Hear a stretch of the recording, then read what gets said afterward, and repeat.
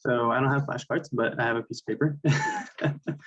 um, so we've all had those days where we wake up in the morning, like high school, and we're getting ready, we're brushing our teeth, we get our clothes on, we brush our hair, everything's going smooth, and we're getting ready to go out to school. And then you remember, wait, I've got a dentist appointment. And you can be one of two people. You can be the person that absolutely dreads the dentist, or you can be the person that's like, hey, you know what? I got to skip 2 classes in the morning. Let's take this half day. Or you could be somebody in between. But either way, you end up in the dentist office and you're sitting in that chair and you're laying back and the dental assistant starts flossing and you feel like she's yanking and, and eventually she asks, have you been flossing? Meanwhile, the entire time your gums are bleeding, but you probably still say yes. Why does the dentist assistant care so much that you're flossing? How does flossing even help your oral health? And what happens when you don't floss? These are all things that I'm going to be discussing today. I'm going to talk about how you can prevent gum loss, tooth decay, and demonstrate what flossing does. So what is flossing? First, I'd like to talk about what is brushing. So when you're brushing your teeth, you're brushing the front side of your teeth, you're brushing the back side, then you get into the bottom parts, the occlusal surfaces. This is what the surface that actually bites onto food, right? And then you have the surfaces in between your teeth. That's actually where you floss, right? So we're talking about 5 different surfaces. And when you're brushing, you're only hitting 3. So in reality, when you're brushing, all you're doing is brushing 60% of your teeth. Flossing does the other 40%. So what is it doing? Flossing is going to help remove plaque, which is a sticky bacteria that builds up from your food, especially starchy, sugary foods.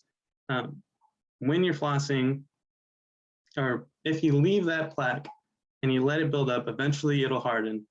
And what happens next is it will begin to catalyze or react with all the sugars, and it'll build up acid, which can cause tooth decay or even gum loss. But how does this happen? So now that we know what flossing is and how it removes bacteria, why is it important to remove that bacteria? When you remove that bacteria, it's going to help prevent gingivitis. And what gingivitis is essentially an inflammation of the gums. Think of gingivitis like a splinter in your thumb, right? That splinter is going to make your thumb all swollen. It's going to get red. It's going to inflame. And it's going to hurt when you press against it. It's basically the same idea. All that plaque built up in between your teeth is like a splinter in your gums. Your body is like, we've got this contaminant.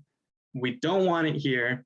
And so just like a disease, it's going to produce an inflammatory response that's going to go in. It's going to increase blood flow so it can get those white blood cells in there and eventually help remove all the disease. But unlike a regular disease like a cold or the flu, right, where your body is going to attack disease cells, your body does something different with gums. Instead of attacking the plaque because it's so hard, it goes, okay, well, if we have something that's irritated here, how about we just get rid of what's getting irritated? So what it does is instead of getting rid of the plaque, it attacks your gums. And when it attacks your gums, that's what will lead to gum loss. So gingivitis on its own isn't a terrible thing. It's not that horrible. Everybody pretty much experiences gingivitis at one point in their lives.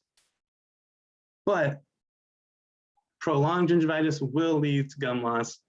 And if we don't floss, that can eventually lead to periodontal disease. 20% of people never floss according to medical news today. And I appear here on, oh man, where is it? Let's see. Oh. And only 40% of people will floss once a week, according to medical news today. What will happen with periodontal disease can lead to thousands of dollars in costs. I've shadowed in periodontal offices many times. The treatment can take months, multiple visits, a lot of your time. Overall, flossing to help prevent the diseases is definitely worth your time. Flossing can help promote your oral health by removing that bacteria from your teeth, and without flossing, periodontal disease can occur.